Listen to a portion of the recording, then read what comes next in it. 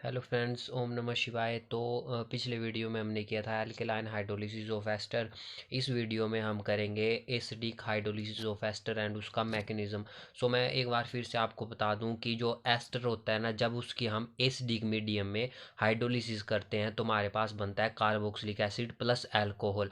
But जब हम ester की एल्केलाइन मीडियम में हाइड्रोलिसिस करते हैं तो हमारे पास बनता है कार्बोक्सिलेट आयन प्लस अल्कोहल। ठीक है, ये डिफरेंस है दोनों पे।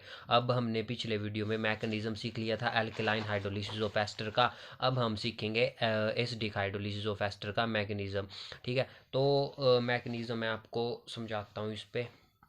जैसे आपके पास एस्टर है, एस्टर का फॉर्मूला आपको पता है, ये होता है एस्टर का फॉर्मूला RCOO R डैश। ठीक है, आर एंड आर डैश आपको पता है अलग अलग ग्रुप है, मैं बता चुका हूँ। तो जैसे हमारे पास एस्टर है आर सिंगल, इसको हम ऐसे भी लिख सकते हैं C double bond O single O and R dash. ठीक है, इसके ऊपर 1 2 3 4 इलेक्ट्रॉन एंड इसके ऊपर कौन सा चार्ज होता है, पार्शियली नेगेटिव चार्ज, और इसके ऊपर partially positive charge. Negative charge इसलिए होता है क्योंकि ये क्या है, इलेक्ट्रॉन रिच है। कार्बन आइल, ये कि जो कार्बन है ये क्या है, इलेक्ट्रॉन डेफिशिएंट है। सो जब हम इसकी एसिडिक हाइड्रोलिसिस करते हैं, अब एसिडिक हाइड्रोलिसिस नाम से क्लियर है कि किसके प्रेजेंस पे होगी, या तो एसिड के प्रेजेंस H पॉजिटिव के प्रेजेंस में होगी या तो H3O पॉजिटिव के प्रेजेंस में होगी। ठीक है, बता चूँगा आपको। तो जब ये एसिडिक हाइड्रोलिसिस ऑफ एस्टर हम करते हैं तो क्या होता है, देखो यहाँ पे ऑक्सीजन ऑक्सीजन के ऊपर क्या है, पार्शियल नेगेटिव चार्ज है और ये H पॉजिटिव है। मान लो हम H पॉजिटिव की प्रेजेंस पे कर रहे हैं तो H पॉजिटिव जो है इस ऑक्सीजन पे अटैक करेगा। ठीक है, इसका अटैक यहाँ पे होगा क्योंकि ये इलेक्ट्रॉन रिच है, ये इलेक्ट्रॉन डेफिशिएंट है। हमेशा याद रखना, जो इलेक्ट्रॉन डेफिशिएंट चीज़ होती है ना, वो इलेक्ट्रॉन रिच चीज़ पे, जो यहाँ पे इलेक्ट्रॉन की क्या है मात्रा ज़्यादा है, वहाँ पे अटैक करती है। अगर यहाँ पे OH नेगेटिव होता मान लो, तो OH नेगेटिव क्या है, इलेक्ट्रॉन रिच स्पीसीज है, इसके पास काफ़ी इलेक्ट्रॉन है, तो ये कहाँ पे अटैक करता है, इसने करना था C पे अटैक। ठीक है, तो यहाँ पे क्या है, H पॉजिटिव है, अब ये इलेक्ट्रॉन डेफिशिएंट हो तो इलेक्ट्रॉन डेफिशिएंट इलेक्ट्रॉन रिच पे अटैक करेगा, तो ये जो है यहाँ पे अटैक करेगा। और ये एरो मैंने इसलिए लगाया क्योंकि नेगेटिव से पॉजिटिव की तरफ एरो लगता है। ठीक है, तो यहाँ पे नेगेटिव चार्ज है, यहाँ पे पॉजिटिव था, तो यहाँ पे एरो लगा। अब नाउ जब इसने यहाँ पे अटैक किया तो आपके पास बनेगी situation R single C double bond O, और यहाँ पे क्या बन गया H, और ऑक्सीजन के ऊपर कौन सा चार्ज आ गया, पॉजिटिव, क्योंकि इसने अपने इलेक्ट्रॉन के दे दिए बॉन्ड बनाने के लिए H के साथ, और साथ में 2 इलेक्ट्रॉन बच गए इसके पास। ठीक है, और यहाँ पे था सिंगल O और R डैश। नाउ अब आप इस पे क्या करोगे, एक वाटर का मॉलिक्यूल ऐड करोगे, तो OH2 हमने ऐड कर दिया इस पे। ऑक्सीजन के पास क्या है, 2 लोन पेयर है। वाटर मॉलिक्यूल में ऑक्सीजन के पास 2 लोन पेयर होते हैं ना। ठीक है, वही शो किया मैंने, एक और ये दूसरा लोन पेयर। नाउ जब ये OH2 अटैक करेगा, अब देखो मैंने आपको फिर से बताया कि जो इलेक्ट्रॉन रिच होता है वो कहाँ पे अटैक करेगा, इलेक्ट्रॉन डेफिशिएंट सेंटर पे अटैक करेगा। ठीक है, तो इलेक्ट्रॉन डेफिशिएंट सेंटर, इस पे कार्बोनाइल, ये जो C है ये इलेक्ट्रॉन डेफिशिएंट है काफ़ी। ठीक है, ऑक्सीजन का पास फिर भी इलेक्ट्रॉन है, 2 इलेक्ट्रॉन है। ठीक है, बट इसके पास क्या है, इलेक्ट्रॉन नहीं है। बट जब ये चीज़ यहाँ पे अटैक करेगी ना, तो वो कार्बन के, आपको पता है कि कार्बन की वैलेंसी 4 होती है, तो 1 2 3 4, और जब ये यहाँ पे अटैक किए तो 5 हो जाएंगे। बट हमें 5 नहीं चाहिए क्योंकि आपको पता है कि कार्बन सिर्फ 4 बॉन्ड ही बनाता है, तो इन इलेक्ट्रॉन्स को क्या होना पड़ेगा, यहाँ पे शिफ्ट होना पड़ेगा, क्योंकि ऑक्सीजन के पास पॉजिटिव चार्ज है और ऑक्सीजन को इलेक्ट्रॉन की क्या है, ज़रूरत है। ठीक है, तो ये अपने इलेक्ट्रॉन यहाँ से खींचेगा, इलेक्ट्रॉन एक्टिव है ऑक्सीजन। ठीक है, तभी ये इलेक्ट्रॉन यहाँ पे जाएंगे और ये OH2 यहाँ पे अटैक कर लेगा इजली। अब जब ये यहाँ पे अटैक किया तो ये सिचुएशन बन गया आपके पास R सिंगल C, और जब ये 2 इलेक्ट्रॉन, ये जो स्लैश है ये रिप्रेजेंट करता है 2 इलेक्ट्रॉन को। ठीक है, तो ये 2 इलेक्ट्रॉन चले गए आपके पास ऑक्सीजन के पास, तो ऑक्सीजन के पास कितने हो गए, 4 हो गए। पहले कितने थे, 2 इलेक्ट्रॉन थे, अब कितने हो गए, 1 2 3 4 इलेक्ट्रॉन हो गए। और साथ में यहाँ पे आ गया OR डैश, और यहाँ पे क्या था साथ में, H भी था। ठीक है, ये H भी था, मैंने लिख दिया। और नीचे क्या आ गया आपके पास, वाटर मॉलिक्यूल। वाटर मॉलिक्यूल को मैं ऐसे लिख सकता हूँ ना, O सिंगल H और सिंगल H एंड 2 इलेक्ट्रॉन इसके ऊपर, और इसके ऊपर पॉजिटिव चार्ज आ गया क्योंकि ऑक्सीजन वाटर मॉलिक्यूल में तो आपके पास 4 जो हैं इलेक्ट्रॉन होते हैं, मतलब 2 लोन पेयर होंगे। बट यहाँ पे जो है एक इसके साथ बॉन्ड बनाने के काम आ गए। ठीक है, तो इसके पास सिर्फ 2 ही बचे, तो ऑक्सीजन के पास क्या आ गया, पॉजिटिव चार्ज। नाउ अब आपने एक रिएक्शन किया होना कि हाइड्रोजन शिफ्ट। ठीक है, H पॉजिटिव शिफ्ट, तो H पॉजिटिव शिफ्ट जब होती है तो आपके पास क्या सिचुएशन बन जाती है, आपके पास बन जाता है ये R single C single OH और यहाँ पे 1 2 3 4 इलेक्ट्रॉन, और यहाँ पे सिंगल OR डैश है आपके पास, और यहाँ पे है ये OH यहाँ पे रहेगा, ठीक है, एक OH और एक H जो है इसका यहाँ पे OR डैश के साथ बॉन्ड बना लेगा, ठीक है। और इस ऑक्सीजन के ऊपर फिर क्या चार्ज आ जाएगा, पॉजिटिव आ जाएगा, क्योंकि ये क्या बन गया, फिर से इलेक्ट्रॉन डेफिशिएंट बन गया,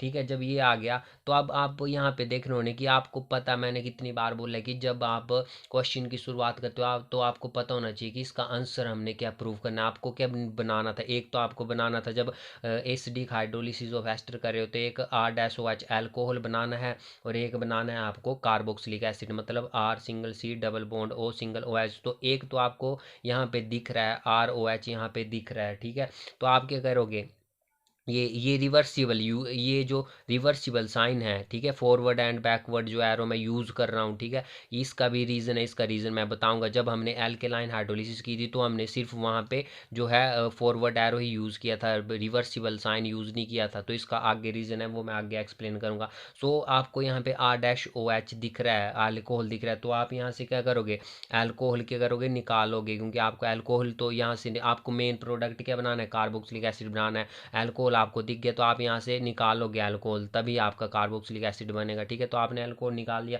तो आपके पास क्या बन गया, फिर जब ये पूरी की पूरी चीज़ निकल गई तो आपके पास बन गया R single C single O, और ऑक्सीजन के ऊपर कितने 4 इलेक्ट्रॉन हैं, और सिंगल H, और यहाँ पे आ गया आपका OH, और इस कार्बन के ऊपर क्या साइन आ गया, पॉजिटिव साइन आ गया। बट ये जो 2 इलेक्ट्रॉन है, ये 2 इलेक्ट्रॉन यहाँ पे शिफ्ट होंगे, क्योंकि कार्बन को क्या है, इलेक्ट्रॉन की क्या है, कार्बन के पास कमी है, एंड साथ में कार्बन की वैलेंसी 4 है, तो यहाँ पे 1 2 3 ही बॉन्ड बन रहे हैं, तो ये 2 इलेक्ट्रॉन यहाँ पे शिफ्ट कर जाएंगे। तो जब यहाँ पे शिफ्ट कर जाएंगे और साथ में आप क्या निकालोगे, H पॉजिटिव आयन जो है बाहर, नेगेटिव H पॉजिटिव आयन जो है निकालोगे यहाँ से, ठीक है। तो आपके पास क्या बना है, क्योंकि आपको बनाना है R single C double bond हो, तो ये H पॉजिटिव भी आपको साथ में क्या करना पड़ेगा, निकालना पड़ेगा, ठीक है। तो आपके पास बन गया R सिंगल C। अब ये ऑक्सीजन था, इसके ऊपर 1 2 3 4 5 6 इलेक्ट्रॉन इसलिए आए क्योंकि जब ये H निकला यहाँ से हमने क्या निकाला, यहाँ पे -H पॉजिटिव, तो ये पूरा की पूरा H निकल गया, और ये जो बॉन्ड के इलेक्ट्रॉन थे ये ऑक्सीजन के पास रह गए, ठीक है। इसने ऑक्सीजन ले लिए इन इलेक्ट्रॉन को, तो ऑक्सीजन के पास 6 इलेक्ट्रॉन आ गए। अब ये 2 इलेक्ट्रॉन यहाँ पे निकले थे नीचे को, ठीक है। तो आपके पास ये 6 इलेक्ट्रॉन ही हुए यहाँ पे, क्योंकि ये 2 electron at the same time नीचे भी आ गए ना डबल बॉन्ड बनाने के लिए, तो यहाँ पे सिर्फ ऑक्सीजन के पास 4 ही इलेक्ट्रॉन रहे, ठीक है। एंड ऑक्सीजन के ऊपर आ गया आपके पास पार्शियली नेगेटिव चार्ज, और यहाँ पे कार्बन के ऊपर डबल बॉन्ड आ गया, और साथ में क्या बचा, OH बच गया, ठीक है। तो ये क्या बन गया आपका, कार्बोक्सिलिक एसिड बन गया, कार्बोक्सिलिक एसिड बन गया ये। तो ये था आपका जो आपने बनाना था, ठीक है। जब एसिडिक हाइड्रोलिसिस की आपने एस्टर की, तो आपके पास बनता है कार्बोक्सिलिक एसिड एंड साथ में बनता है अल्कोहल, तो आपने बना लिया, ठीक है। अब नाउ सेकंड है इसका evidence in favour of mechanism. तो evidence in favour of mechanism, जैसे हमने एल्केलाइन हाइड्रोलिसिस पे किए थे एविडेंस, ठीक है। तो इस पे जो है आपने 2 एविडेंस लिखने हैं। पहला एविडेंस है आपका कि इन एसिड कैटलिस्ट हाइड्रोलिसिस, जब आपने एसिडिक मीडियम पे हाइड्रोलिसिस की, ठीक है, एसिड कैटलिस्ट यूज़ किया, मतलब बोलने का वो मतलब है, ठीक है। जब आपने यहाँ पे अभी एसिडिक हाइड्रोलिसिस ऑफ एस्टर किया ना, तो आपने वहाँ पे कौन सा कैटलिस्ट यूज़ किया, एसिड कैटलिस्ट यूज़ किया, H पॉजिटिव आयन यूज़ किया। Acid is required in very small amount, तो वहाँ पे जो acid H positive ion use किया आपने, वो सिर्फ स्मॉल अमाउंट पे यूज़ करना होता है, क्योंकि देखो कैटलिस्ट का काम होता है स्पीड अप रिएक्शन करना, ठीक है, कि रिएक्शन को करना, उसकी स्पीड बनाना, ठीक है। तो acid is required in very small amount, ठीक है, because it act as a catalyst only. वहाँ पे क्या था, एसिड कैटलिस्ट था, बट जब हमने एल्केलाइन हाइड्रोलिसिस की थी और वहाँ पे OH नेगेटिव के साथ अटैक होना था वहाँ पे एस्टर का, ठीक है, उन दोनों का रिएक्शन होना था, तो वहाँ पे OH नेगेटिव क्या कर रहा था, रोल अदा, कैटलिस्ट का रोल नहीं कर रहा था अदा, वो क्या कर रहा था, एक रिएक्टेंट का रोल अदा कर रहा था। मैंने आपको समझाया था ये भी, ठीक है। तो यहाँ पे क्या हुआ, बट यहाँ पे जो H पॉजिटिव है वो सिर्फ कैटलिस्ट का रोल ही प्ले करेगा, ठीक है, क्योंकि जब हमने वहाँ पे स्टडी किया था एल्केलाइन हाइड्रोलिसिस ऑफ एस्टर में काइनेमेटिक्स, तो वहाँ पे क्या आई थी उसकी काइनेमेटिक्स, सेकंड ऑर्डर रिएक्शन आया था वो, क्योंकि उसकी जो कंसंट्रेशन थी रिएक्शन की, जो रेट ऑफ रिएक्शन था वो कंसंट्रेशन ऑफ आपका एस्टर पे भी डिपेंड कर रहा था और OH नेगेटिव पे भी डिपेंड कर रहा था, बट यहाँ पे सिर्फ एस्टर पे ही डिपेंड कर रही है।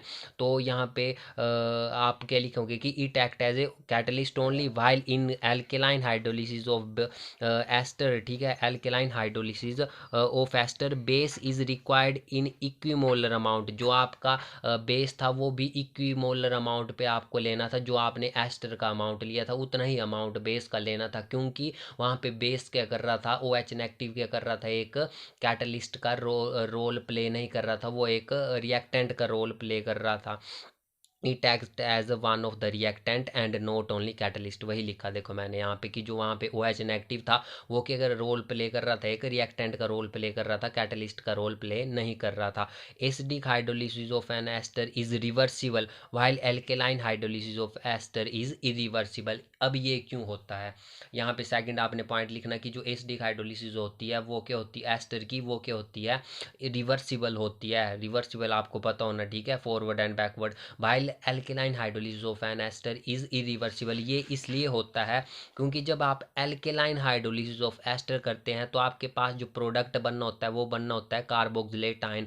जो कार्बोक्सिलेट आयन होता है ना, वो आपको पता है कि वो क्या होता है, रेजोनेंस स्टेबलाइज्ड होता है, मतलब कि वो स्ट्रक्चर क्या होता है, स्टेबल होता है। जो ये कार्बोक्सिलेट आयन है, जब आप इसके रेजोनेटिंग स्ट्रक्चर ड्रॉ करते हो तो देखो यहाँ पे मैंने रेजोनेंस इसका हाइब्रिड के रूप में ड्रॉ किया है। तो यहाँ पे क्या है कि ऑक्सीजन के ऊपर भी क्या है, पार्शियल नेगेटिव चार्ज, और यहाँ पे दूसरे ऑक्सीजन के ऊपर भी क्या है, पार्शियल नेगेटिव चार्ज। दो रेजोनेटिंग स्ट्रक्चर बनते हैं इसके। तो ये क्या होता है, कार्बोक्सिलेट आयन जो है मोस्ट स्टेबल होता है। और आपको पता है कि मैंने आपको बताया था कि रिएक्टिविटी एंड स्टेबिलिटी जो है इरिवर्सिबल सॉरी जो है इन्वर्सली प्रोपोर्शनल होती है एक दूसरे के, ठीक है। तो जो चीज़ जितना ज़्यादा स्टेबल होगी वो उतनी ही कम रिएक्टिव होगी, एंड जो चीज़ जितनी ज़्यादा रिएक्टिव होगी वो उतनी कम स्टेबल होगी। अब ये कार्बोक्सिलेट आयन क्या आपका स्टेबल है।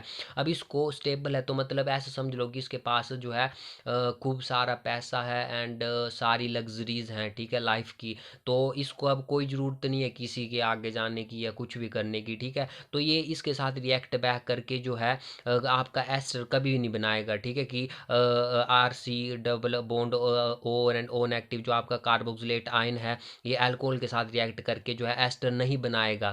तभी तो ये इरिवर्सिबल, अगर रिवर्सिबल होता है, ये रिवर्सिबल का मतलब ये होना था कि R-OH प्लस R जो ये कार्बोक्सिलेट आयन है आपका, ये दोनों रिएक्ट करके इसने बना देना था एस्टर। बट ये जो एल्केलाइन हाइड्रोलिसिस ऑफ एस्टर होती है ये क्या होती है, इरिवर्सिबल, क्योंकि जो ये कार्बोक्सिलेट आयन जो एल्केलाइन हाइड्रोलिसिस ऑफ एस्टर करने पर बनता है ये क्या होता है, स्टेबलाइज्ड होता है। और जो चीज़ जितनी ज़्यादा स्टेबल होती है वो उतनी कम रिएक्टिव होती है। तो ये इसकी कम रिएक्टिविटी की वजह से इसके साथ ये रिएक्ट नहीं करेगा, और आपका जो बैक प्रोडक्ट है R∪C डबल बॉन्ड O∪OR जो एस्टर बनना था इन दोनों के रिएक्शन करने से वो नहीं बनता, ठीक है। बट जब acidic hydrolysis of an ester करते हैं हम, तो ये थी आपकी acidic hydrolysis of an ester. तो जब एसिडिक हाइड्रोलिसिस ऑफ एस्टर हो करते हैं तो जो वो क्या होती है, वो रिवर्सिबल होती है। वो रिवर्सिबल इसलिए होगी क्योंकि यहाँ पे ऐसा कोई स्ट्रक्चर ही नहीं बनता जो क्या हो, रेजोनेंस स्टेबलाइज हो। दैट्स वाई जो ये कार्बोक्सिलिक एसिड है ये